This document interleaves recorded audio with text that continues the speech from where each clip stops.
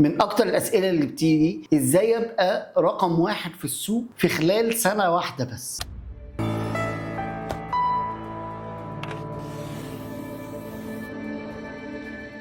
عشان تبقى رقم واحد في السوق في خلال سنة واحدة محتاج تبقى مختلف، محتاج تبقى عارف يعني ايه يونيكنس، يعني ايه تميز وتفرد. وده بيتطلب منك انك يكون عندك صلابة نفسية مختلفة. يعني ببساطة انت ما بتتأثرش بسهولة، انت عارف ان انت مكمل بالرغم من اي حاجة هتيجي تعطلك، فانت كده كده ما بتتأثرش بسهولة ومكمل ومش رد فعل، لا انت الفعل الحقيقي للبزنس.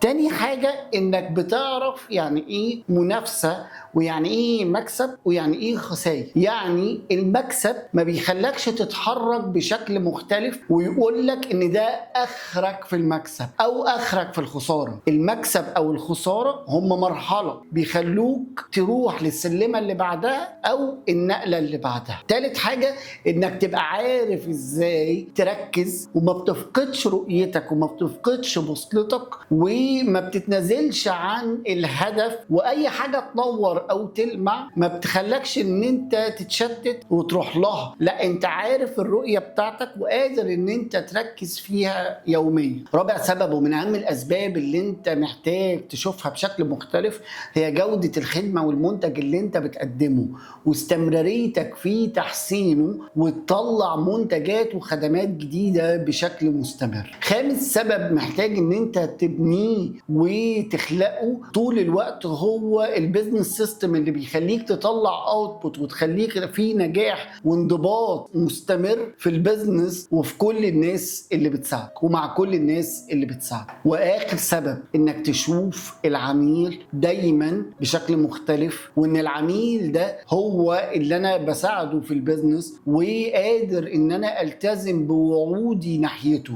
من اول ما انا ابقى سمول بيزنس لغايه لما البيزنس يكبر. فالبيزنس محتاج علشان توصل ان انت تبقى رقم واحد انك تبقى شخص مختلف ومهتم بالتفاصيل وتفهم وتعرف يعني ايه تميز ويعني ايه تفرد.